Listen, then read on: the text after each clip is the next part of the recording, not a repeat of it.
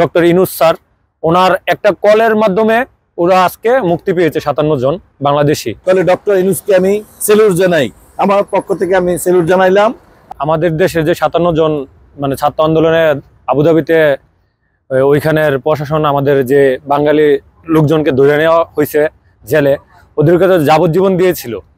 তো ওরা তো প্রবাসে আসছে মূলত ওদের ফ্যামিলিকে ভালো রাখার জন্য, 2 টাকা ইনকাম করে ফ্যামিলিকে পাঠানোর জন্য।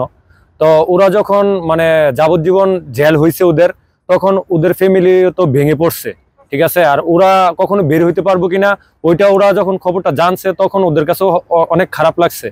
তো এখন আজকে যখন ওরা মুক্তি পেয়েছে 57 জন, তো ওই মুক্তিতে আমরা খুব আনন্দিত, ঠিক আছে। আর ওদের ফ্যামিলিও আশা করি অনেক হ্যাপি, কারণ ওদের ফ্যামিলির সদস্য আবার দেশে ফিরে যাচ্ছে ওদের বাড়িতে। আর সবচেয়ে বড় কথা হইলো আমাদের এই 57 জন লোককে মুক্তির জন্য বাংলাদেশ থেকে একটা লয়ার পাঠানো হয়েছিল এখানে। তো ওই লয়ার কিন্তু ওদেরকে মুক্তি করতে পারে নাই, ঠিক আছে। দেন ওরা ওই লয়ার ওদের কাছ থেকে কিছু টাকা চেয়েছে, যে টাকা লাগবে ওদেরকে বের করতে। আচ্ছা, কিভাবে তারা মুক্তি পেল? এখন তারা মুক্তি পেয়েছে মানে আমি আজকে একটা নিউজে দেখলাম, ফেসবুকে নিউজে।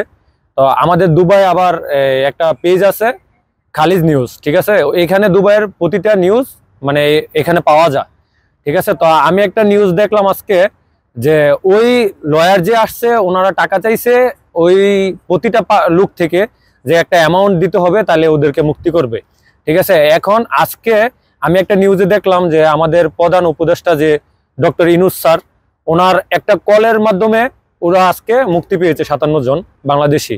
তো ওনাই কল করেছে আবুধাবি যে শেখ আছে ওনাদের কাছে, তা ওনার কলে ওনারা মানে ওদেরকে মুক্তি দিয়েছে, এই আর কি। সেই হিসেবে আপনি ডক্টর ইউনূসকে কি বলতে চান? ওনাকে অবশ্যই অনেক ধন্যবাদ জানাই, ঠিক আছে। আর আমরা আশা রাখি ওনাই আমাদের দেশ আরো উন্নত করবে, বা আমাদের দেশের যে সমস্যাগুলো আছে এগুলা মানে সলভ করবে, ঠিক আছে। আমাদের প্রবাসীরা যারা আছে তাদেরকেও যে সুযোগ সুবিধাগুলো মানে বাহিরে পাওয়ার যোগ্য আমরা বা পাওয়ার দরকার সেগুলোর দিকেও ওনাই নজর রাখবে, এই আর কি। আমার অনুভূতিটা যে এরকম যে আমি ভাষায় প্রকাশ করতে পারছি না, কারণ এখানে আমরাও যখন ছাত্র রাজনীতি শুরু হয়েছিল তখন আমরাও ট্রাই করছিলাম করার জন্য, কিন্তু এই দেশের আইন অনুযায়ী আমরা করি নাই। তবে যারা করছে তাদের জন্য ধন্যবাদ এবং তাদেরকে সেলুট জানাই। আর এরা যে জেল থেকে যদি মুক্তি পাবে এরকম আমরা আশা করি নাই। তবে আমার মনে হয় আমাদের যে বর্তমান সরকার ডক্টর মোহাম্মদ ইউনূস, তার অধীনে এগুলা তারা মুক্তি পাইছে বা পাচ্ছে। যদি মুক্তি পেয়ে থাকে তাহলে ডক্টর ইউনূসকে আমি সেলুট জানাই, আমার পক্ষ থেকে আমি সেলুট জানাইলাম। আর আমাদের পক্ষ থেকে আমি এখানে দুবাই ট্যাক্সিতে আছি, আমার নাম কামরুজ্জামান লুৎফর হাওলাদার। তো আগে বাংলাদেশে যাইতাম তখন মনে করেন লাগেজ ব্যাগেজ 1 ঘন্টা 2 ঘন্টা এগুলো লাগতো খুঁজতে খুঁজতে।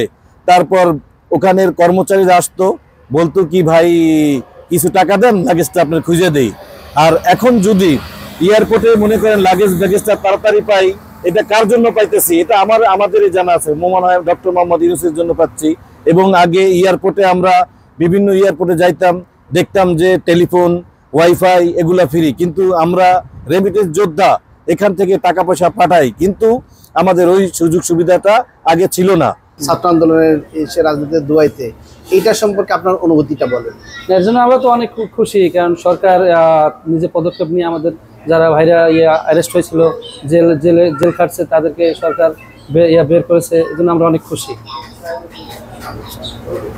এই যে এটা যে বাড়িলো, মানে আপনি কি মনে করেন যে মানে কিভাবে বাড়িলো বা কার অবদান? সরকারের অবদান। সরকার এখানে আইনজীবী নিয়োগ দিচ্ছে, তারা অনেক কাজ করেছে, পরিশ্রম কাজ করে, এইভাবে কাজ করে তারপর তারা বের করেছে।